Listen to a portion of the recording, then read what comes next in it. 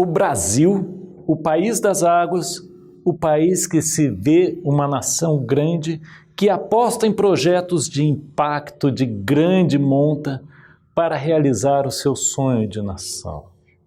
O Brasil que vai se transformando a toque de grandes atividades, grandes e importantes obras. Vamos dar uma olhadinha nesses slides. Temos aqui alguns exemplos que são, nessa conversa inicial, a nossa Transamazônica, projeto lá da década de 70, a usina hidrelétrica de Baubina, um enorme elefante branco que tudo que não faz é produzir energia, ou grandes cidades implantadas em pleno domínio de cerrado, em pleno domínio de floresta, que, como vimos, é uma área, então, de produção de água no interior do continente. E nós temos lá Brasília, Belo Horizonte, Goiânia e assim vai. Os eixos desenvolvimentistas que substituem o que chamamos de mato por desenvolvimento, por progresso. E aquilo que é o meio ambiente, que é o atraso, nós vamos tirando, nós vamos subtraindo, afastando o meio ambiente do nosso futuro. E assim nós temos o desenvolvimento, o nosso progresso, e nós encontramos no nosso caminho cenas como esta, consagrada em Mariana, Minas Gerais. Ou então nós nos detemos, nos certificamos de que, olha, não, para interagir no meio ambiente, nós vamos garantir, então, que o meio ambiente será estudado, e dizemos aqui que faremos estudos de impacto ambiental, EIA, e o seu relatório de impacto ambiental, eles sempre juntos, no qual um grande estudo é feito para garantir que os impactos ambientais foram devidamente avaliados. E eis o que conseguimos. Usina hidrelétrica de Barra Grande, na divisa com Rio Grande do Sul e Santa Catarina. Aí você vai dizer, professor, estamos na década de 70? Não, isto é deste milênio, realizado no fim.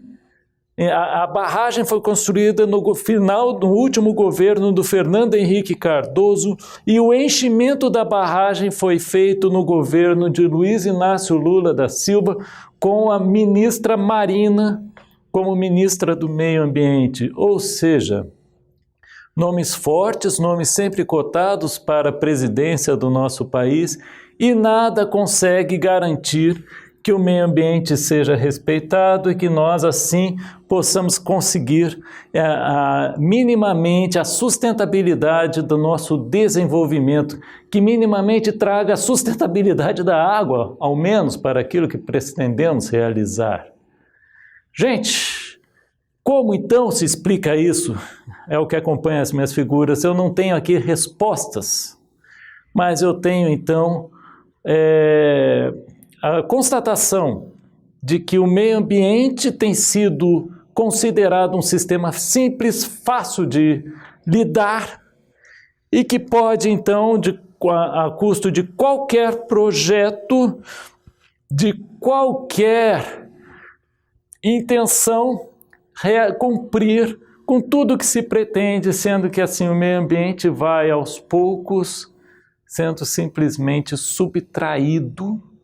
E de repente nós descobrimos que, olha, junto com o meio ambiente, eliminamos do interior do nosso continente aquele recurso que é um insumo básico para tudo que pretendemos, que era a água. Isso é um mal, nós conseguimos assim, no mínimo, um paradoxo. Nós realizamos todas as alterações que fizemos no meio ambiente para garantir o nosso progresso, o nosso desenvolvimento. Só não conseguimos progredir nem desenvolver sem justamente os recursos que nós eliminamos para esse fim.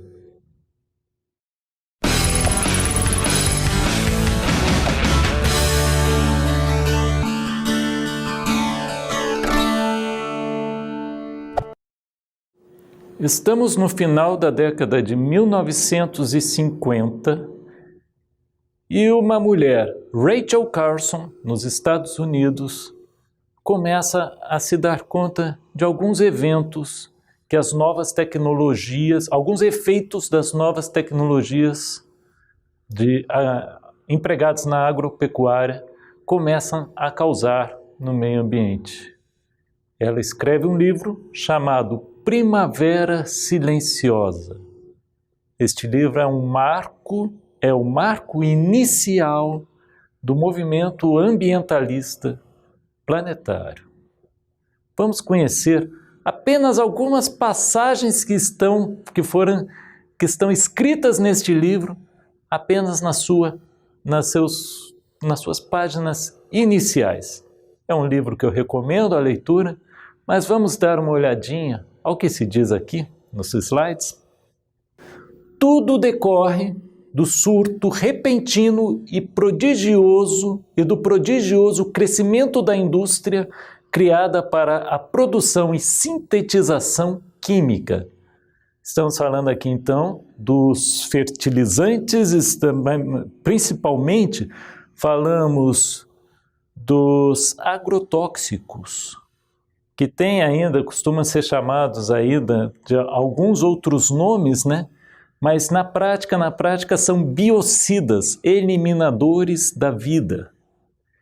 Bom, enfim, produção e sintetização química com propriedades mortíferas para os insetos que foram ainda lidados com cobaias de laboratório e experiências na Segunda Guerra Mundial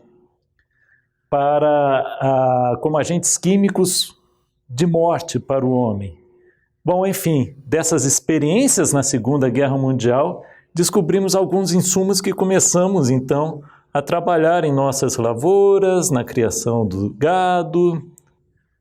Numa idade em que o homem se esquece de suas origens e se mostra cego até mesmo para com as suas necessidades essenciais à sobrevivência, a água, juntamente com outros recursos, foi reduzida à condição de vítima da sua indiferença. Gente, no caso aqui, Rachel Carson chama a atenção para os efeitos exatamente da pulverização de agrotóxicos e também uma série de substâncias para acelerar o ritmo fisiológico, biológico de gado, porco, aves. Mas veja se esta frase não é exatamente aquilo a que começo a chamar a atenção a partir do momento em que eu apresentei o ciclo hidrológico natural e mostrei os efeitos do ciclo hidrológico após as alterações feitas pelo homem. O que acontece? O ser humano vai realizando as suas atividades, vai avançando como um aventureiro nos novos campos de desenvolvimento, seja para o fim que for. E a grande vítima vai sendo a água. Essa, na verdade, é a primeira vítima. Como precisamos da água para tudo, existem as vítimas decorrentes dos processos, como nós, por exemplo. Vamos em frente, olhar mais um pouquinho os slides? Só então reforçar aqui. Então, a água, juntamente com outros recursos, não a água somente, foi reduzida à condição de vítima da indiferença do homem, na busca de tudo que ele pretende realizar. Vamos lá. A definição dos pesticidas deve ser preocupação de todos nós, uma vez que vamos viver tão intimamente ligados a tais substâncias químicas e, de fato, nós comemos e bebemos essas substâncias em meio aos nossos alimentos e nossos líquidos. Bebemos e comemos deixando que entrem na própria medula dos nossos ossos. Já que assim fazemos, será melhor que saibamos algo a respeito de sua natureza e de sua potência. Na quantidade de substâncias hoje utilizadas para esse fim, eu não teria esse número neste momento para trazer nessa aula, mas é um número que só faz aumentar. E por mais que nós já saibamos, isso foi lá na década de 50, já saibamos que esses efeitos acontecem, nós temos que lembrar que nós aqui somos o que anteriormente se chamava, na década de 70, 80, se falava muito, nós somos o terceiro mundo. Nós fazemos parte das nações em desenvolvimento, nações subdesenvolvidas. O fato é o seguinte, não estamos no mundo desenvolvido. Nós não damos as cartas. Em outras palavras, esses problemas que foram acusados lá nos Estados Unidos estão muito bem equacionados lá nos Estados Unidos, lá na Europa, lá no chamado primeiro mundo. Eles afastaram a produção e a aplicação desses produtos do seu convívio. Na medida do possível, eles também comem e bebem os resultados disso. Mas essas substâncias são produzidas no terceiro mundo. E é nisso que precisamos estar atentos. Se você entrar na página de qualquer produtor, qualquer indústria química que produz essas substâncias, eles vão te mostrar, vão te provar que isto tudo é o céu, que não há nada a temer. Mas o que foi registrado naquele livro vale a pena ser lido, porque nada mais fazemos de lá para cá do que de alguma forma estar nos gerando cenários parecidos com aquilo que tanto assustou a humanidade naquela ocasião. Vale a pena, só numa última citação assim, considerar o seguinte: existe já quem tenha um projeto de lei para renomear agrotóxico para produto fitossanitário. Para você, está melhor assim? Se sente mais seguro agora? Porque a ideia é justamente facilitar as condições de comercialização do produto. Um produto fitossanitário, obviamente, é menos danoso, menos perigoso do que um agrotóxico. Pelo menos não leva tóxico no nome. Fora isso, mais nenhuma alteração.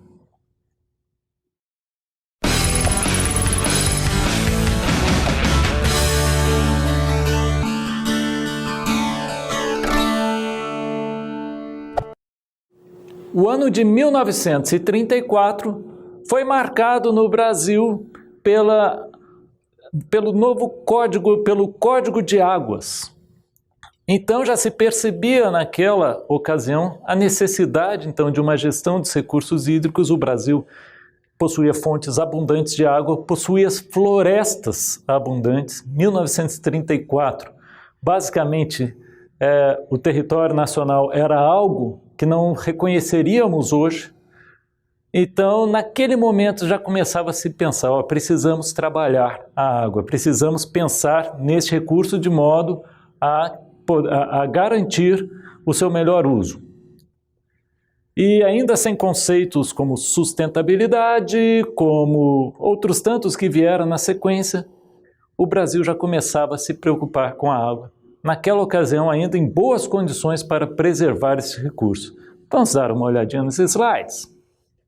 O fato de o Brasil possuir um Código das Águas já em 1934 é emblemático da importância deste recurso, notada já quando havia a noção de que este recurso é inesgotável. Interessante que, mesmo sendo um recurso inesgotável, já se pensava que era preciso gerir.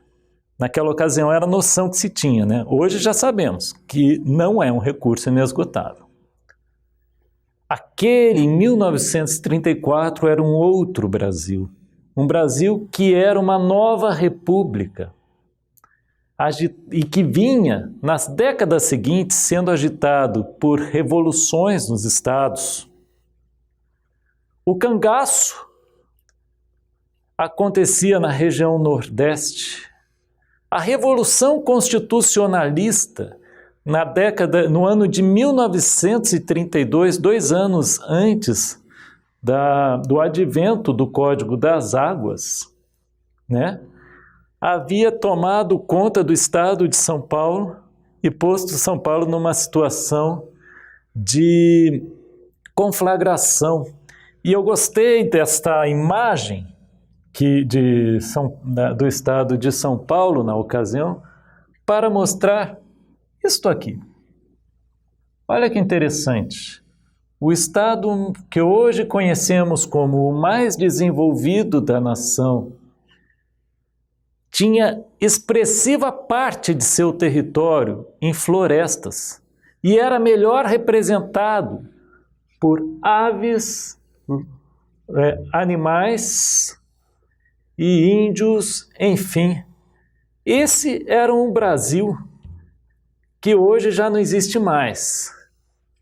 Era um Brasil com muita floresta e, portanto, muita disponibilidade hídrica para o fim aqui dos nossos estudos.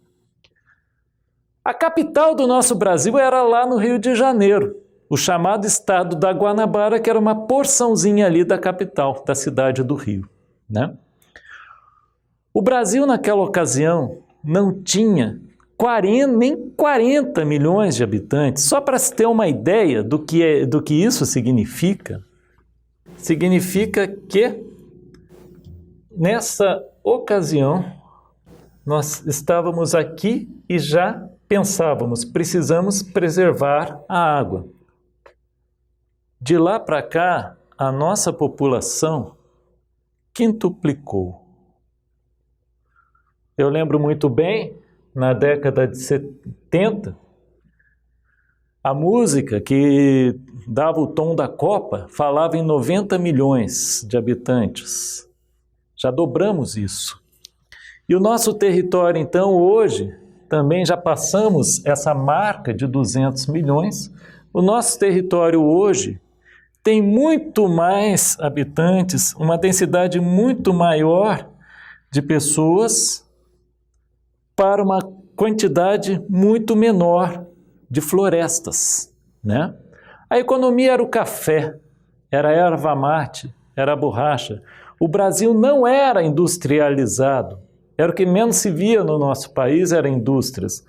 As ferrovias dominavam o transporte. Interessante, um país de dimensões continentais simplesmente abandonar o modo ferroviário e dar preferência às rodovias. Quando todos os outros grandes países de grandes extensões territoriais no mundo, fizeram exatamente o contrário. As transposições de bacias eram mínimas. Então você tinha a Billings fazendo uma transposição para gerar energia da região ali de São Paulo para gerar energia em Santos. E não haviam grandes unidades hidrelétricas no Brasil, porque também a demanda por energia elétrica era infinitamente menor. Os meios de comunicação eram o rádio, o telégrafo, você também podia pensar em cartas. E os biomas estavam relativamente intactos. Quais biomas mesmo? Floresta amazônica, cerrado, mata atlântica, os pampas, Pantanal. Os motivos pelos quais se abatia uma floresta eram quase os mesmos de hoje. Se abate uma floresta por razões muito similares, salvo que a velocidade com que isso acontecia era muito diferente. Hoje a gente vai na motosserra, hoje a gente vai no chamado correntão, hoje a gente avança sobre floresta de diversas formas, incluindo queimadas. Hoje a lei ambiental, órgãos ambientais, conselhos de engenharia, consciência ambiental, exigência de licença ambiental, licença de instalação, licença de operação. E, gente, nós temos tantos aparatos e a floresta continua sumindo. Sumindo a floresta, continua sumindo a água. E a floresta amazônica? A floresta amazônica é uma das outras grandes fontes de água do nosso continente. Na Amazônia, nós hoje não conseguimos cessar a extração de madeira Uma vez deitada a floresta, vem a agropecuária e que vai ocupando enormes extensões. E ainda acreditamos que o Brasil é o celeiro do mundo. Pensamos nisso ainda, justificamos nisso ainda. É um modelo de produção que se esparrama e ao mesmo tempo vai deixando para trás áreas abandonadas, áreas improdutivas e vai buscando produzir em cima de onde ainda existem as matas. Aonde ainda existem as matas, você já procurou dar uma olhadinha lá no Google Maps? Dá um passeio pela região interior do Brasil, qualquer interior, e só me diga, onde estão as florestas? Tudo bem, a Amazônia é gigantesca, tem muita floresta lá ainda, claro, mas procura no resto do Brasil, onde é que estão as florestas? Se você achar uma grande floresta em São Paulo, que não seja ali a região sul e um parque grande que tem ali mais no Pontal do Paranapanema, eu vou ficar surpreso. Se você encontrar em Minas Gerais, Rio de Janeiro, Paraná, e olha o que nós fazemos ali na região da Amazônia. Ali é o chamado Arco do Fogo, essa região que circulada aqui em vermelho e que vem sistematicamente reduzindo as florestas. Temos aqui uma área em Roraima, com a sigla RO, Mato Grosso, com a sigla MT, Acre. Gente, são áreas que já não sobram muitas florestas, lembrando que isto, há 30 anos atrás, eram apenas brechas que se abriam nas matas. E se você avançar hoje no que é mata intacta, o que você encontra são brechas. O que significa que como a velocidade com que subtraímos florestas aumenta progressivamente, significa que em menos de 30 anos, aonde você vê hoje que é mata intacta, vai estar muito semelhante a isto. Teme-se a falência antecipada da floresta. Isso que estou falando está registrado no relatório do futuro climático da Amazônia, produzido por cientistas do INPE, comandados por Antônio Donato Nobre, que mostra que a floresta pode vir a deixar de existir, a floresta amazônica pode vir a deixar de existir antes que venham a derrubar as últimas áreas dessa floresta, porque simplesmente a soma dos efeitos da ação do homem com os efeitos climáticos vão amplificar os danos, vão gerar uma situação em que a chuva já não consegue mais molhar, trazer vida à floresta, e a floresta já não consiga mais se regenerar. Que a floresta amazônica, é interessante ler esse relatório do futuro climático da Amazônia, porque ela revela 5 grandes segredos da floresta. Alguns segredos dão conta de que ela é capaz de gerar, de produzir, ela se esforça, é interessantíssimo, ela se esforça para produzir as condições climáticas que façam chover sobre a sua área e assim mantendo a floresta. Isso é algo que ela aprendeu a fazer nos últimos milhões de anos, mas que ela não consegue mais realizar com o sucesso que ela realizou sempre, por causa da ação do homem, porque mesmo as áreas intocadas no interior da floresta, nessas áreas a fuligem dos incêndios nas bordas impede que a chuva aconteça. O que os cientistas acreditam é que neste processo da ação do homem com os efeitos climáticos vai precarizar, vai prejudicar tanto essa floresta que haverá um ponto de não retorno, a partir do qual a floresta já não vai mais conseguir se estabelecer, se regenerar. E a partir dali, a previsão pessimista, a previsão dos cientistas se resume a 2 opções.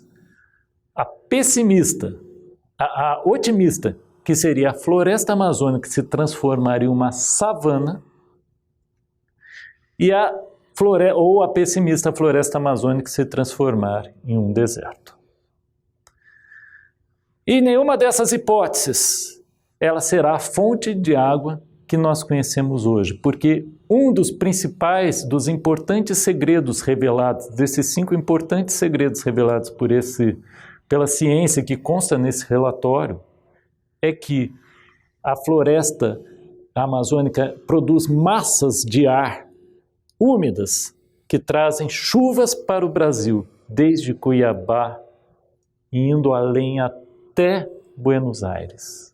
Então, se de repente parou de chover no estado de São Paulo, no ano de 2014, não aconteceu essa chuva, eram exatamente as chuvas da floresta amazônica que por condições climáticas não conseguiram chegar naquela região naquele ano. Um evento atípico que nunca havia sido registrado. Torçamos para que siga um evento atípico nos anos que vierem.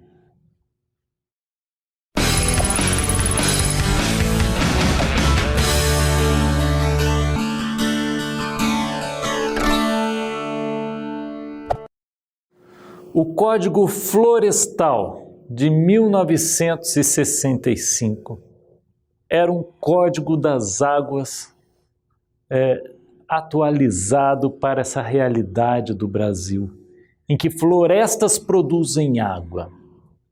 Vejamos os slides. O que fazia esse código de 65? Preservava tudo isso. Preservava a água, preservar áreas de proteção permanente, as chamadas APPs. Áreas no entorno dos rios, por exemplo, eram áreas de preservação, são áreas de preservação permanente, são as matas ciliares. Determinava que as propriedades deveriam ter uma reserva florestal chamada reserva legal. Aí a mata ciliar, a mata no entorno dos rios, que ajuda a preservar a água em sua quantidade e em sua qualidade, dificulta que poluentes cheguem à água em maior velocidade, gerava um raio no entorno das nascentes de água, que eram um pouco mais largos ainda, preservando assim, fazendo com que a floresta permanecesse junto à nascente, preservando assim as fontes de água em cada nascente de rio. As encostas íngremes, que são improdutivas, são difíceis de plantar, são difíceis de criar animais, elas deveriam ser preservadas com florestas. Os topos dos morros, também de maior dificuldade de acesso, deveriam ser preservados. Veredas, que são áreas encharcadas no interior do cerrado, onde vivem espécies centenárias como o buriti, também deveriam ser preservadas. Então, o Código de 1965 era um código de proteção das florestas, de proteção das águas. Eis que, em 2013, entramos com o novo Código Florestal, que não fala da floresta, não fala da fauna, nem fala da água. Ele trata de algo muito mais importante e necessário para os nossos dias atuais, que é a área rural consolidada. Ou seja, aquela área que eu desmatei, é uma área rural consolidada. Não se fala mais nisso. Não me venham falar em refazer florestas nas áreas em que eu produzo grãos, nas áreas em que eu produzo leite ou produzo carne.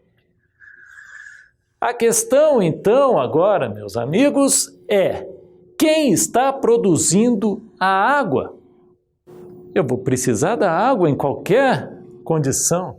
Qualquer área rural consolidada vai precisar da água, mas a consciência é de que eu não tenho desenvolvimento se eu tenho mato, eu não tenho progresso se eu tenho meio ambiente. É uma forma de pensar tipicamente nossa.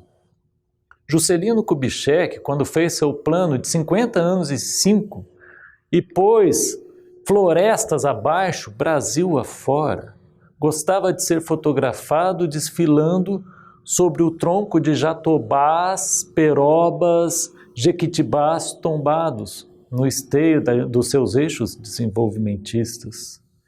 E essa noção de que é preciso a mata ser dizimada para que nós possamos trabalhar, para que nós possamos ser nação, para que nós possamos desenvolver, progredir, exportar, gerar bens, cuidar da economia, essa noção ainda persiste. Prova é que em 2013 o novo Código Florestal me faz a proteção não mais das florestas, mas das áreas de trabalho do campo. As áreas de floresta que esperem sua vez. Aquilo que foi desmatado, área de trabalho independente até se vai ser improdutiva, mas não me venha falar de florestas. Esse é o recado do novo Código Florestal 2013. Só um detalhe, volto a perguntar, nisso tudo, quem está produzindo a água? Porque o que quer que eu faça? Eu continuarei a precisar de água mesmo nessas áreas rurais consolidadas. Voltemos aos slides. Aqui está uma palavra, uma palavrinha composta, módulo fiscal. O que é o módulo fiscal, né? Vamos ver no slide seguinte, só uma mensagem aqui que foi feita pela Sociedade Brasileira para o Progresso da Ciência. Interessante aqui também a palavra progresso, dessa vez a ciência.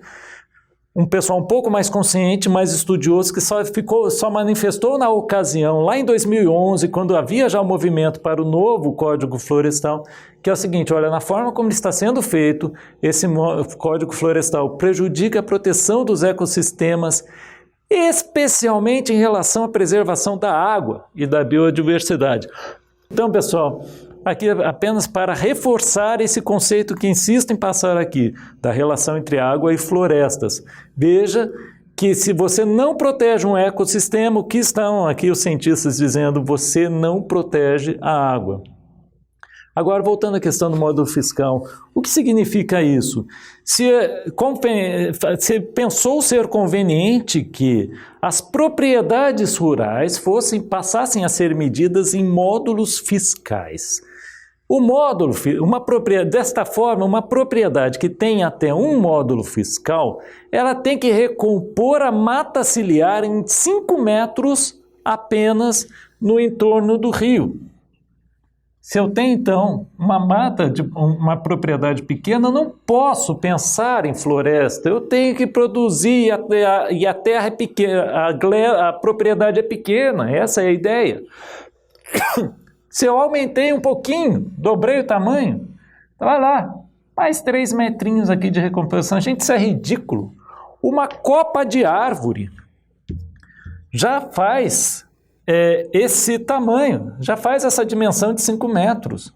Então eu não tenho mais um ecossistema. Isso aqui não existe ecossistema nisso aqui. Não é um ecossistema expressivo que é capaz de produzir água e proteger os rios como deve ser pensado. Vejam que se eu dobrar, ainda aumentar o tamanho, eu vou aumentando aqui essa área. Mas olha, no final das contas, olha, se for maior que 4 módulos fiscais, minha proteção é de 20 a 100 metros, tá? Nascentes, vamos pensar aí em pelo menos 15 metros, tá?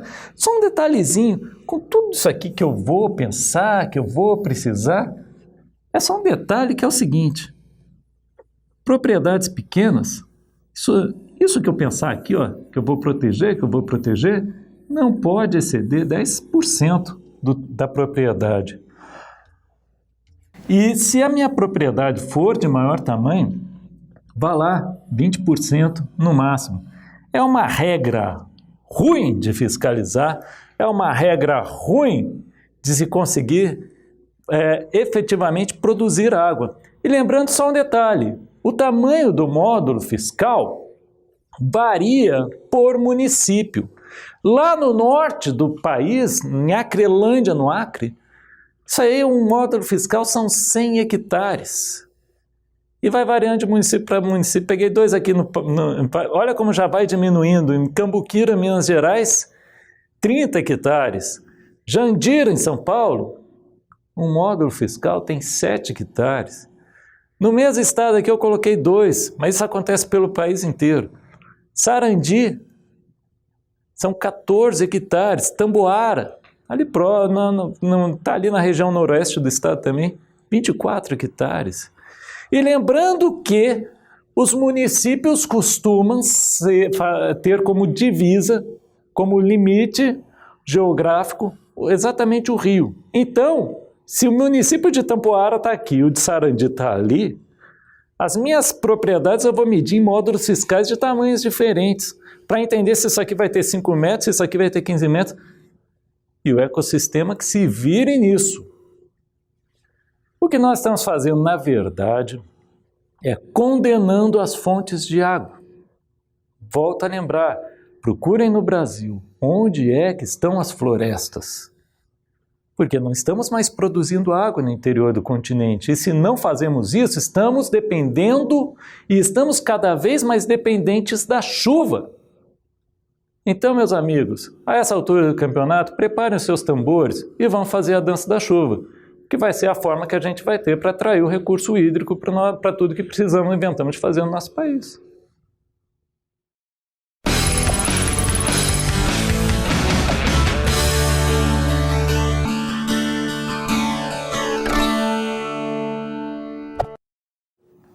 O Cerrado é uma importante fonte de água do Brasil. Ao contrário da floresta amazônica, que tem árvores de grande desenvolvimento e que tem toda uma interação com o ciclo hidrológico na fase aérea, o cerrado são árvores de menor porte, com um sistema de radicular, um sistema de raízes amplo e profundo, que gera uma esponja subterrânea que absorve a água e vai recarregando lentamente as nascentes dos rios. Vamos ver nos slides? Este slide vai mostrar o domínio do cerrado, que ocupa esta porção do nosso país. E aqui nós vamos observar então o que nós temos aqui? Grandes bacias como o Tocantins, o Velho Chico, o São Francisco. Tudo isso aqui é a bacia do Prata, aqui então é o Paraná, né? Mas também aqui a bacia do Paraguai, mas que faz a bacia do Prata. E nós vamos encontrar aqui então o quê? Que aqui estão as nascentes dos grandes rios. Aqui estão as nascentes, também temos nascentes nessa região e aqui. E aqui, então, o que nós temos hoje de cerrado para garantir essa recarga subsuperficial? O cerrado, como nós vamos bem observar nessa legenda, ele está sendo substituído por essa área bege e que aí vai, então, sendo cada vez mais prejudicado na geração, como fonte de água para as nascentes. Agora, observe o mapa acima. Esta é a nossa forma humana de ver o cerrado. São domínios que estão isolados, em estados com administrações diferentes, pensando cada um em seu território de uma forma diferente e cada um não muito preocupado com o que se faz no território do outro. O que é um contrassenso, porque nesta região aqui estão as nascentes das águas que vão irrigar toda essa área. Nesta região aqui estão as nascentes do que vão irrigar ali. E aqui estão as nascentes do que vão irrigar aqui. Mas nosso sistema administrativo não pensa dessa forma. Eu gosto muito de trazer as entrevistas de Altair Salles Barbosa para as aulas. Ele é antropólogo, arqueólogo, especialista em cerrado. Ele formou o Memorial do Cerrado numa época em que perguntavam a ele qual o objetivo com o qual fazer um memorial de algo que existe e é atual. Altair Salles Barbosa defende a tese de que o cerrado hoje, na forma como se encontra, por suas peculiaridades, é um sistema extinto. A fronteira agrícola avança sobre as áreas de cerrado e as águas que brotam nesse ambiente deveriam estar alimentando, são as que vão alimentar as grandes bacias da América do Sul, do Brasil, né? É o que vemos hoje. Exatamente hoje, né, nos últimos anos todos, as notícias de escassez hídrica nessas bacias são intensivas. Não tem... É difícil definir um cenário de sustentabilidade para o abastecimento de água e também para a irrigação agrícola nessas áreas, mas fazemos dali a nossa fronteira agrícola. Agora, Altair Salles Barbosa chama atenção para algo interessante. As espécies que crescem no cerrado são espécies centenárias. Espécies que, quando Pedro Álvares Cabral chegava ao Brasil, elas eram mudas, pequenas mudas, árvores jovens que só muito tempo após encontrou, algumas centenas de anos após, se encontraram na fase adulta.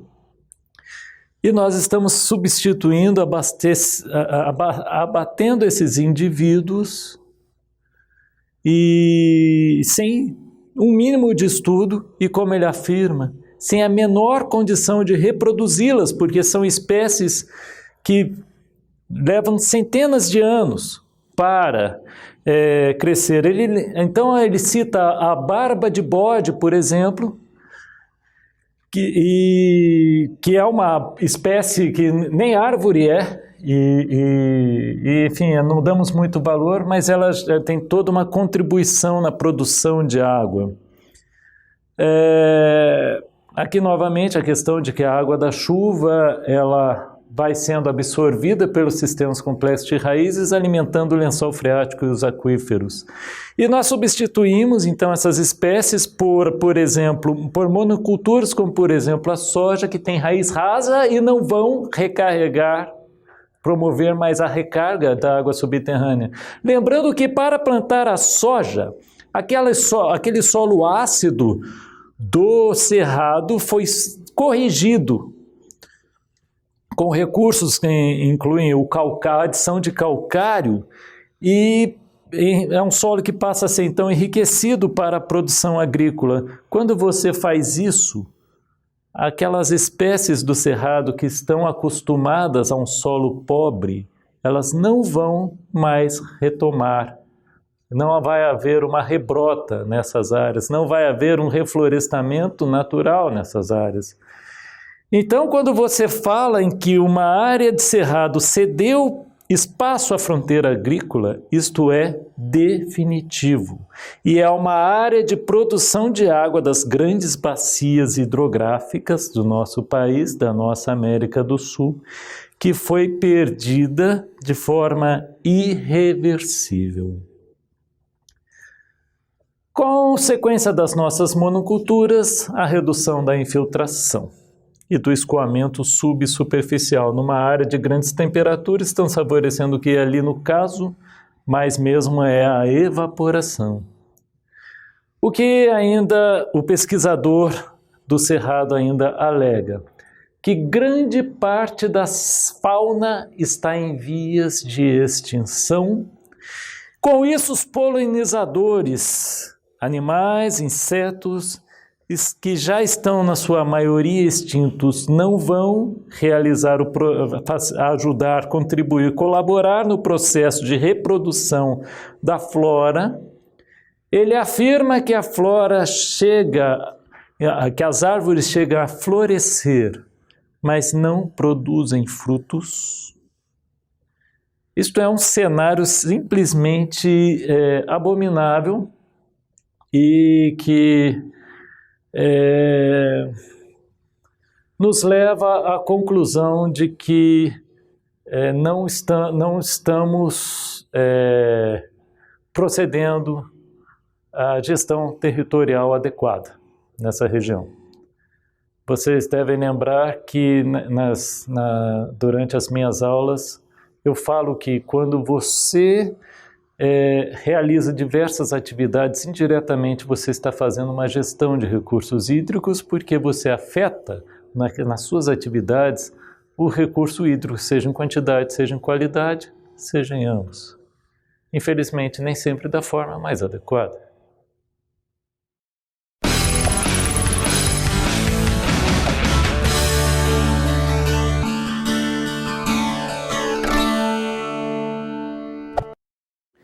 Tanto insistimos na questão de como o homem interfere nas condições naturais em que do ciclo hidrológico, nas condições em que a água se torna disponível. A natureza está sempre, através do ciclo hidrológico, tentando disponibilizar água para nós, tentando reciclar a água e trazendo água nova, água renovada a todo momento, para contribuir com o nosso progresso, contribuir com o nosso desenvolvimento. Mas não consideramos o meio ambiente da forma como deveria ser e insistimos em separá-lo para que possamos agir. Vamos ver um pouco a consequência disso? Então vamos lá. Em seus projetos, o homem chega a interferir na vazão dos rios sem cuidar das consequências. Acabamos de falar disso, lembrando aqui que dificilmente o ser humano consegue lidar exatamente com as consequências. Na verdade, sempre se pega surpreendido pelas consequências a lidar. E vamos ver agora, então, nos próximos slides, lagos que secaram, porque o ser humano se apropriou das águas dos rios que lhes eram afluentes. Quando eu estudei no ensino fundamental, este era um dos maiores lagos da Terra. Era inclusive chamado de mar. Era um mar interno de água salgada. Isso fica na Ásia e a União Soviética se apropriou das águas de desgelo de dois rios que vinham do Himalaia, de uma cadeia de montanhas altas ali na região, e se apropriou disso para um grande plano de irrigar plantações de algodão no Uzbequistão, no Cazaquistão, e ao longo de décadas, umas 3, 4 décadas, o lago foi secando, e, pasmem senhores, ninguém tomou providência ao longo desse tempo todo. O mar de Araur se encontra nessas condições e isso mudou inclusive todo o clima na região e arruinou a economia dessa região. Embora eu verifiquei o plantio do algodão segue ainda adiante. Vamos aqui mais próximo, na América do Sul, aqui, se não me engano, Bolívia, o Lago Poopó é uma área de produção agora de quinoa e isso fez também com que secasse esse rio. O Lago Chad, na África, não sabem bem, não encontrei exatamente uma explicação, mas ele também está secando. Por outro lado, alguns lagos nem todos os lagos diminuem, alguns têm ampliado seus volumes, mas a notícia, em termos de anos futuros, talvez isso não venha a se repetir. Essas últimas figuras trazem lagos do Himalaia, que vêm ampliando em volume, mas isso porque é a água do degelo, ou seja, é um efeito do aquecimento global.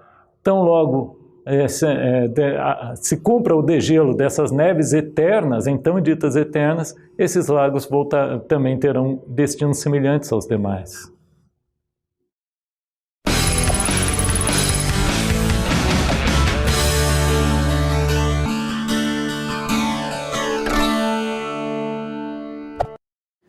Finalizando a nossa aula, vamos dar uma passadinha aqui nos slides para encontrar que Deus perdoa sempre. O homem perdoa às vezes, a natureza nunca perdoa. Então, é interessante que muitas vezes pensamos em preservar a natureza de uma forma etérea, porque a natureza deve ser preservada. Sim, claro que se deve preservar a natureza, o meio ambiente. Eu sempre fui favorável a pensar assim, só que se não procedemos assim, acabamos não preservando a nós mesmos. Porque longe de ser um agente passivo, a natureza, ela é quem dá as cartas, só que no tempo dela. Mas as cartas, a forma como a natureza age, as consequências são irreparáveis. O homem, portanto, precisa pensar muito antes de tomar decisões acerca de como interagir em um ambiente natural. Mas, infelizmente, nós não costumamos fazer assim e pensar que a natureza que se vire, como tem sido nos últimos milhares de anos. Mais notadamente no nosso século XX, no nosso século XXI, assim temos feito com mais decisão. Não estamos mais em condição de acreditar que a natureza há de se virar sem cobrar a fatura. Precisamos pensar em novas leis, em novas formas de trabalhar. As leis são excelentes ferramentas para esse fim, mas também não podemos considerar que elas sejam efetivamente porque simplesmente são leis.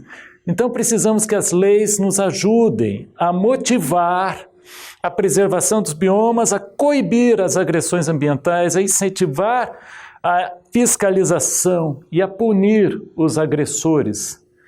Parece uma forma até mais agressiva, mais taxativa, mas o fato é o seguinte: nós ainda temos os últimos espaços de produção de água, ainda em condições de atuar, de realizar o ciclo hidrológico adequado e ser fonte para o nosso país.